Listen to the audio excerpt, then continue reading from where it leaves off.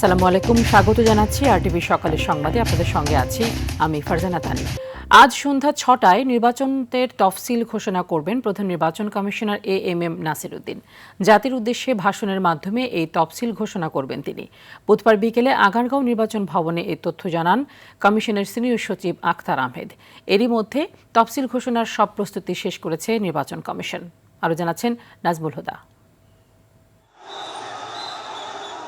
২৪-এর গণঅভ্যুত্থানে আওয়ামী লীগ সরকার পতনের পর একটি ভোটের অপেক্ষায় ছিল গোটা দেশ। সেই অপেক্ষার অবসান ঘটিয়ে কাল সন্ধ্যায় ঘোষণা করা হবে বহুল প্রতীক্ষিত নির্বাচনের তফসিল। জাতির উদ্দেশ্যে ভাষণের মাধ্যমে তফসিল ঘোষণা করবেন সিইসি। তফসিলে ভোটের তারিখ ঘোষণা ও গণভোট সহ থাকবে নির্বাচনের যাবতীয় কার্যক্রমের রূপরেখা। আগামীকাল সন্ধ্যা ৬টার সময় জাতির উদ্দেশ্যে ভাষণে মাননীয় প্রধান নির্বাচন কমিশনার তফসিল ঘোষণা করবেন। এখন পর্যন্ত সিদ্ধান্ত হচ্ছে ৩০০ আসনে, কারণ আমরা এখনো পর্যন্ত তো কোর্টের কোনো অর্ডার পাইনি। অর্ডার পাওয়ার পরে যদি সংশোধন লাগে সেটাও সেভাবে করা যাবে। বুধবার বিকাল ৪টায় জাতির উদ্দেশ্যে দেওয়া ভাষণ বাংলাদেশ টেলিভিশন ও বাংলাদেশ বেতারে রেকর্ড করেন সিইসি। এর আগে দুপুরে নির্বাচনের সার্বিক প্রস্তুতি অবহিত করতে রাষ্ট্রপতি মোহাম্মদ শাহাবুদ্দিনের সঙ্গে বঙ্গভবনে সাক্ষাৎ করেন সিইসি সহ ৫ কমিশনার। জাতীয় সংসদ নির্বাচন এবং গণভোট এই দুটো বিষয়ে কিভাবে আমরা করব, ব্যালট পেপারগুলো কিভাবে তৈরি করা হচ্ছে, ব্যালট পেপারগুলোর রং কি হবে, মক ভোটিংটা হয়েছিল সে অনুযায়ী কতটুকু সময় নিয়েছেন এবং সম্ভাব্য এই সম্পর্কিত এবং গণনার পদ্ধতিটাকে বিস্তারিত উনি জানতে চেয়েছেন। নির্বাচনের প্রস্তুতিতে সন্তোষ প্রকাশ করে সুষ্ঠুভাবে নির্বাচন করতে ইসিকে সর্বোচ্চ সহযোগিতা করার আশ্বাস দেন রাষ্ট্রপতি।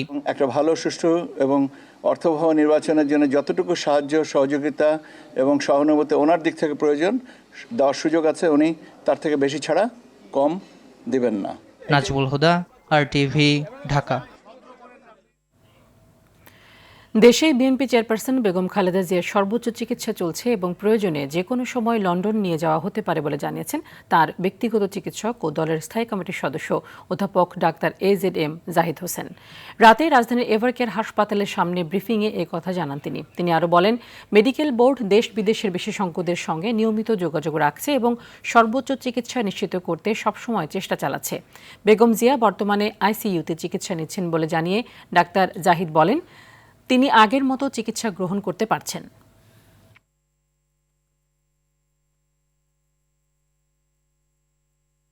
পৃথিবীর মধ্যে যাতে ভালো চিকিৎসা সেটি উনি পেতে পারেন, সেই জন্য এখানে রেখেও সকল পর্যায়ের চিকিৎসকদের দেশে বিদেশের তাদের পরামর্শক্রমে ওনার চিকিৎসা অব্যাহত রয়েছে এবং আমরা খুবই আশাবাদী, মেডিকেল বোর্ডের সম্মানিত সকল সদস্যরাও আশাবাদী যে ওনার সুচিকিৎসা নিশ্চিত করা যাবে এবং পরবর্তীতে হয়তো ওনাকে যে কোনো সময়ে প্রয়োজনে দেশের বাইরেও নিয়ে যাওয়া হতে পারে। এই মুহূর্তে এভারকেয়ার হাসপাতালে রয়েছেন সহকর্মী সাকিবুর রহমান, সরাসরি যুক্ত হচ্ছেন তিনি। সাকিব, সর্বশেষ খবর যেটি আমরা জানি যে বেগম জিয়ার শারীরিক অবস্থা স্থিতিশীল রয়েছে। আজ সকালের কোনো তথ্য আছে কিনা, আপডেট কোনো কিছু পেয়েছেন কিনা?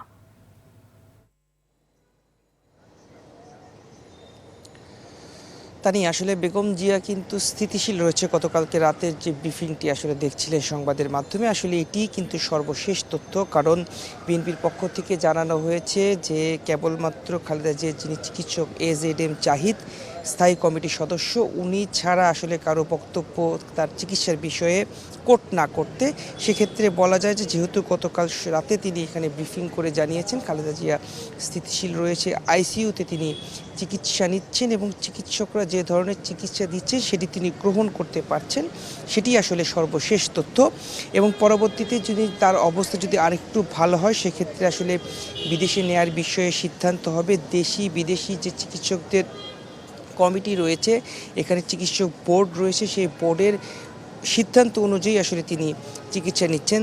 তারেক রহমানের স্ত্রী ডক্টর জুবাইদা রহমান তিনি কিন্তু সার্বিক পরিস্থিতি পর্যবেক্ষণ করছেন। তিনি প্রতিদিনই হাসপাতালে আসেন, বাংলাদেশে আসার পর থেকে গতকালকেও তিনি হাসপাতালে এসেছেন এবং এখানে আসার পর তাদের যে মেডিকেল টিম রয়েছে তাদের সঙ্গে তিনি প্রতিনিয়ত কথা বলছেন এবং খালেদা জিয়ার যে চিকিৎসা ব্যবস্থা সেটির খোঁজ খবর নিচ্ছেন। সব মিলিয়ে বলা চলে যে এখন পর্যন্ত স্থিতিশীল অবস্থায় আইসিইউতে চিকিৎসা গ্রহণ করছেন বেগম জিয়া এবং পরবর্তীতে হয়তোবা আজ কালকে সন্ধ্যায় আবার নতুন করে যদি চিকিৎসকদের পক্ষ থেকে আপডেট জানানো হয় বা আজ বেলা গড়ার পরে যদি নতুন কোনো আপডেট আছে তার কোনো পরীক্ষা নিরীক্ষা করা হয় সেটির যদি ফলাফল আমরা জানতে পারি সেটি আসলে দর্শকদেরকে জানিয়ে দেব। তো এই ছিল এবার কেয়ার হাসপাতাল থেকে আমার কাছে সর্বশেষ তানি। সাকিব, ধন্যবাদ আপনাকে। রাজশাহীর তানুরে ২১ ঘন্টার চেষ্টায়ও উদ্ধার করা সম্ভব হয়নি ২ বছরের শিশু সাজিদকে। ৪০ ফুট খনন শেষে সকাল থেকে মূল উদ্ধার কাজ শুরু করেছে ফায়ার সার্ভিসের উদ্ধারকারীরা। পাশাপাশি শিশুটিকে বাঁচিয়ে রাখতে অক্সিজেন সরবরাহ অব্যাহত রাখা হয়েছে। বুধবার বেলা ১টার দিকে তানুরে সাজিদ নামের ২ বছর বয়সী শিশুটি পরিত্যক্ত একটি গভীর নলকূপে পড়ে যায়। শিশুটি তার মায়ের হাত ধরে কেটে নেওয়া ধানের খেতে হাঁটছিল। হঠাৎ সে গর্তে পড়ে যায়। সাজিদ উপজেলার কোয়েলহাট পূর্বপাড়া গ্রামের রাকিবের ছেলে। রাকিব ঢাকার একটি জুট মিলের ব্যবস্থাপক হিসেবে চাকরি করেন।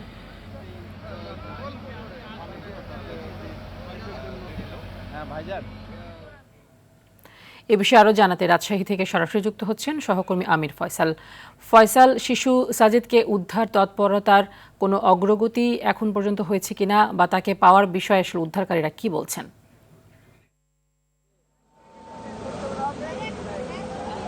জি তানি, আপনি জানেন যে ২১ ঘন্টা অতিবাহিত হয়েছে, অক্লান্ত পরিশ্রম করে যাচ্ছে কিন্তু ফায়ার সার্ভিসের ৩টি টিম রাজশাহী তানোরের এই যে জায়গাটিতে বাচ্চাটি গভীর নলকূপের মধ্যে পড়ে গেছে শিশু সাজিদ, তার উদ্ধার কাজ নিয়ে কিন্তু এখন আপনারা দেখতেই পাচ্ছেন যে এখানে কিন্তু ৪০ ফিট নিচে পর্যন্ত গর্ত করা হয়েছে, যেখানে বলা যায় যে আমাদের এখানে ফায়ার সার্ভিস থেকে শুরু করে এখানে ৩টা ভ্যাকুয়াম মেশিন কাজ করছে, এখানে সেনাবাহিনী রয়েছে, এখানে আপনি পুলিশ প্রশাসন রয়েছে, কিন্তু এখন পর্যন্ত বাচ্চাটিকে উদ্ধার করা সম্ভব হয়ে ওঠেনি। তাকে গতকাল রাত্রেও কিন্তু তারা ক্যামেরা নামিয়ে দিয়ে বাচ্চাটিকে অনুসন্ধান করার চেষ্টা করেছিল যে বাচ্চাটির অবস্থানটি কোথায় এবং কি অবস্থায় আছে। ৩৫ ফিট পর্যন্ত কিন্তু ক্যামেরা নেমেছিল গতকাল রাত্রে, সেখানেও বাচ্চাটির সন্ধান তারা তখনও সেভাবে পায় নাই। তবে এতটুকু বলে রাখা ভালো যে এখানে কেউ আশা ছাড়েনি এবং তারা সবাই উদ্বিগ্ন অবস্থায় তাদের কর্মকাণ্ডগুলো চালিয়ে যাচ্ছে যেন বাচ্চাটা কি জীবিত উদ্ধার করা যায়।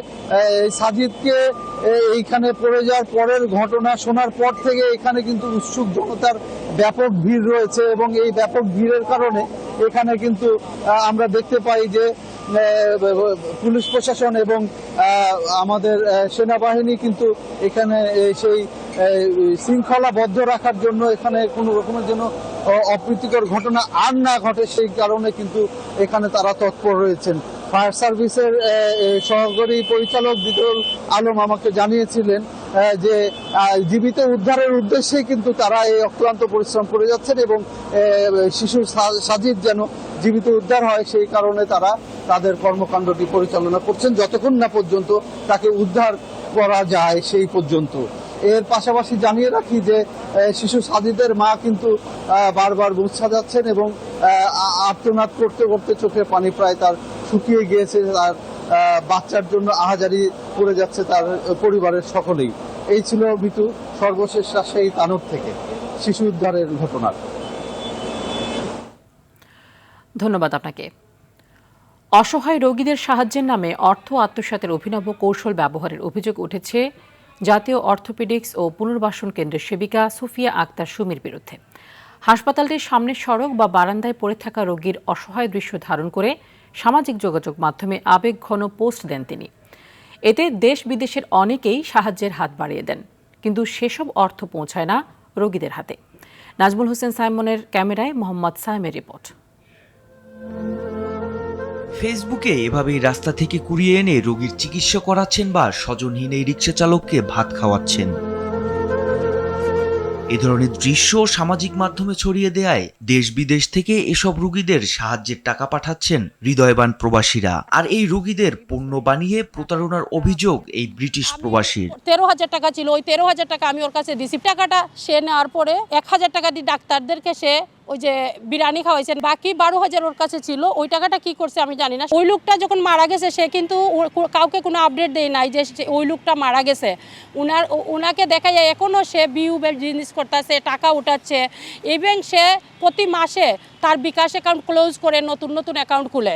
অভিযোগের সত্যতা জানতে গোপনে নিটোরের জরুরি বিভাগের 1 নং ওয়ার্ডে টিম RTV পরিচয় গোপন করে কথা বলি সুমির প্রচার করা কয়েকজন অসহায় রোগীর সাথে। সুমিয়া 5,000 টাকাটা দেওয়ার পর তো সুমিয়া পয়সা আমার জিগাও নাই যে আপনি ভালো আছেন কি না, আমার দ্বারা এই পর্যন্ত তার আসেই না।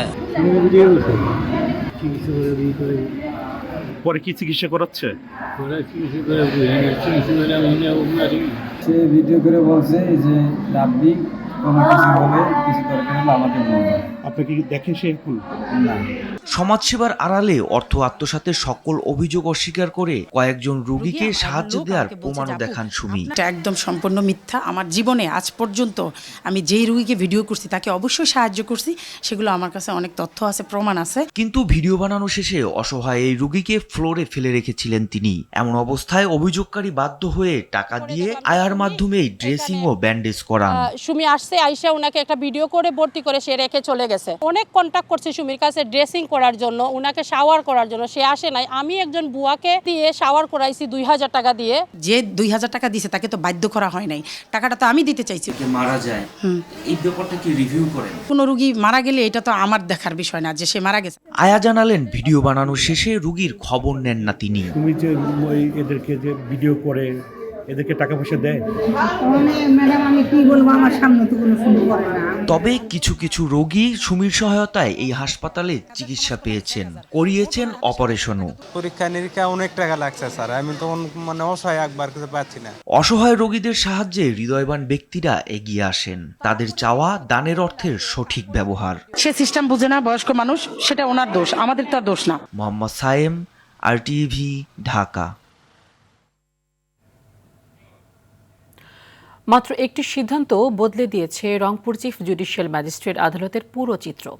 বিচার ব্যবস্থার স্বচ্ছতা ও জবাবদিহিতা নিশ্চিতে সেখানে চালু হয়েছে one stop service desk. File গ্রহণ, তথ্য যাচাই থেকে খাতা মূল্যায়ন, রিপোর্টিং সব সেবা মিলছে এক ডেস্কেই। এতে বিচার প্রার্থীদের ভোগান্তি কমার পাশাপাশি গতি এসেছে জেলার বিচারিক কার্যক্রমে। রংপুর প্রতিনিধি জাহাঙ্গীর আলম বাদলের পাঠানো তথ্য ও চিত্রে আরও জানাচ্ছেন সুলাইমান কবির। দেশের জেলা দায়রা জজ কিংবা ম্যাজিস্ট্রেট আদালতের বিচার ব্যবস্থা নিয়ে অসন্তোষ নতুন কিছু নয়। বছরের পর বছর জট, অর্থ ও সময় নষ্টের পাশাপাশি স্বচ্ছতা নিয়েও প্রশ্ন তোলেন বিচার প্রার্থীরা। তবে চিরায়ত এই ধারণা পাল্টে দিতে ওয়ান স্টপ সার্ভিস ডেস্ক চালু হয়েছে রংপুর চিফ জুডিশিয়াল ম্যাজিস্ট্রেট আদালতে, যেখানে তথ্য যাচাই, মামলা ট্র্যাকিং, নম্বর, নথি ও রিপোর্ট দেখা যায় এক নিমিষে। এতে একদিকে কমেছে ভোগান্তি ও দালালের দৌরাত্ম্য, অন্যদিকে বেড়েছে বিচার ব্যবস্থার স্বচ্ছতা ও জবাবদিহিতা। আগে যে জটগুলো ছিল, যে ঝামেলাগুলো ছিল, ইদানিং হয়তো সেই জটগুলো নেই, ঝামেলা নেই। আগে কাগজের জন্য এখানে যাওয়া লাগতো, ওখানে যাওয়া লাগতো, খুব একদিনের কাগজ 5 দিন লাগতো। হ্যাঁ, এখন অনেকটা সুবিধে, 1 থেকে 2 দিনের মধ্যে সবকিছু পাওয়া যাচ্ছে। নতুন এ পদ্ধতি বিচার প্রার্থীদের পাশাপাশি আইনজীবীদের কাজকেও সহজ করে দিয়েছে বলে জানালেন তারা। আগে ওপেন সিক্রেট যে বিষয়টা ছিল, যে একটা লেনদেনের বিষয় ছিল, সেটা অনেকাংশে কমে গেছে। অন্য যেমন আমাদের চিফ মেট্রো বা চিফ জাজ সাহেবের ওখানে আমরা অনুরোধ করেছি যে ইনি যেভাবে এগুলো চালু করেছেন ওনাদেরকেও চালু করার জন্য আমরা অনুরোধ করেছি। রংপুরের মতো সারা দেশে এই সেবা চালু করা গেলে বিচার ব্যবস্থার প্রতি মানুষের আস্থা ফিরবে বলে দাবি এই কোর্ট ইন্সপেক্টরের। বিচারের জন্য যারা আগত লোকজন গোটা জেলার, তারা ভালো একটা সুফল পাবে এবং এটা অনুসরণীয় হয়ে বা একটা দৃষ্টান্ত হয়ে আমরা অন্যান্য যে জেলাগুলিতে সেটা চালু করলে জনগণ ভালো সেবা পাবে বলে আমি মনে করি। নাগরিক বান্ধব বিচার ব্যবস্থা নিশ্চিতে ওয়ান স্টপ সার্ভিস ডেস্ক হতে পারে যুগান্তকারী সিদ্ধান্ত, এমনটাই মনে করেন সংশ্লিষ্টরা। সুলাইমান কবির, RTV। পাকিস্তানি হানাদার বাহিনীর কবলমুক্ত বাংলাদেশের মাটিতে 1971 সালের 11 ডিসেম্বর যশোর টাউন হল ময়দানে বিজয় সমাবেশ করে প্রবাসী সরকার। সারা দেশে মিত্রবাহিনী ও মুক্তিবাহিনী যখন পাকিস্তানি হানাদারদের চূড়ান্তভাবে কোণঠাসা করে ফেলে, তখনই মার্কিন 7ম নৌবহর বঙ্গোপসাগরের দিকে যাত্রা শুরু করে। পাশাপাশি ডিমলা, টাঙ্গাইল সহ অনেক অঞ্চল শত্রুমুক্ত হয়। এদিনেই ঢাকার ত্রিমোহনী ও ডেমরা এলাকা দিয়ে যৌথ বাহিনীর আক্রমণ দিচ্ছিল বিজয়ের আগমনী বার্তা। ইতিহাসের উত্তাল সেই সময়ের স্মৃতি গাথার কথা জানাচ্ছেন মোহাম্মদ সায়েম।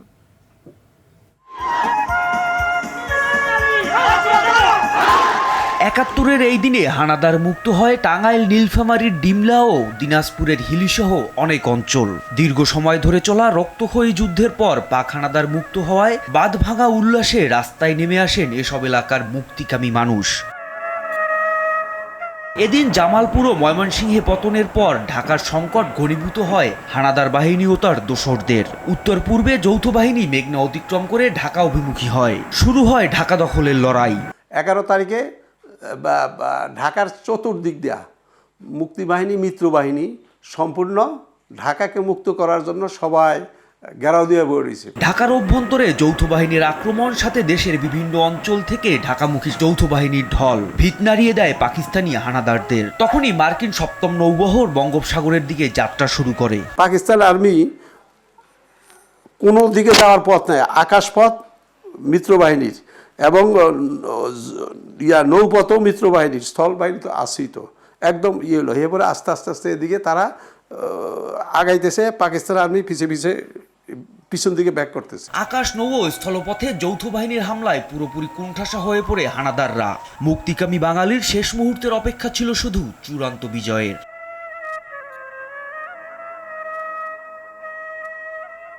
মোহাম্মদ সায়েম, RTV, ঢাকা।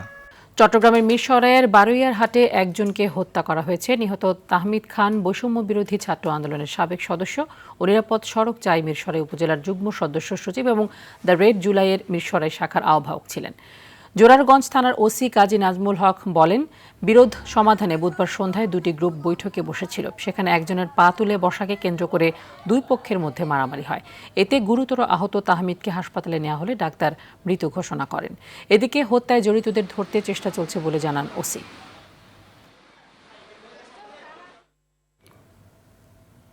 টাঙ্গাইলের ঘাটাইলে মোটরসাইকেল নিয়ন্ত্রণ হারিয়ে গাছের সঙ্গে ধাক্কা লেগে 2 জন নিহত হয়েছেন। এই ঘটনায় আহত হয়েছেন আরও একজন। গেল রাত 8:30টার দিকে উপজেলার পেঁচার আটা এলাকায় এই দুর্ঘটনা ঘটে। নিহতরা হলেন ঘোড়ারটেকি গ্রামের আবুল কাশেম এবং তালতলি এলাকার আব্দুল হামিদ। এদিকে মোটরসাইকেল নিয়ন্ত্রণ হারিয়ে গাছের সঙ্গে ধাক্কা লেগে হতাহতের বিষয়টি নিশ্চিত করেছেন ঘাটাইল থানার ওসি মোহাম্মদ মুকসিদুর রহমান। শীত জেঁকে বসেছে উত্তরের জনপদে। শীতের তীব্রতা আর ঘন কুয়াশায় দুর্ভোগ নেমে এসেছে জনজীবনে। পঞ্চগড়ে মৌসুমের প্রথম শৈত্যপ্রবাহ বিরাজ করছে। তাপমাত্রা কমে গিয়ে 1 অঙ্কে নেমে গেছে। আজ 9.2 ডিগ্রি সেলসিয়াস তাপমাত্রা রেকর্ড করেছে তেঁতুলিয়া আবহাওয়া অফিস। কুয়াশা না থাকলেও শীতের তীব্রতা বেড়েছে কুড়িগ্রামে। জেলার সর্বনিম্ন তাপমাত্রা রেকর্ড করা হয়েছে 10.8 ডিগ্রি সেলসিয়াস। পাবনার ঈশ্বরদীতে দিন দিন কমছে রাত ও দিনের তাপমাত্রা। সেই সঙ্গে কুয়াশার সাথে হিম বাতাস বাড়িয়ে দিচ্ছে শীতের দাপট। এছাড়া দিনাজপুরের হিলিতেও বাড়ছে শীতের তীব্রতা। সর্বনিম্ন তাপমাত্রা 11.6 ডিগ্রি সেলসিয়াস রেকর্ড করেছে দিনাজপুর আবহাওয়া অফিস। শীত মৌসুমের শুরুতেই প্রাণচাঞ্চল্য ফিরেছে কক্সবাজার সমুদ্র সৈকতে। প্রকৃতির অপরূপ সৌন্দর্য উপভোগ করতে সাগর পানে ছুটছেন পর্যটকরা। শহরের 5.5 শতাধিক আবাসিক হোটেল, মোটেল ও গেস্ট হাউসের অধিকাংশই বুকিং সম্পন্ন বলে জানিয়েছেন কর্মকর্তারা। এদিকে সৈকতে পর্যটকদের নিরাপত্তা ও নিরাপদ ভ্রমণ নিশ্চিতে বৃদ্ধি করা হয়েছে টহল কার্যক্রম।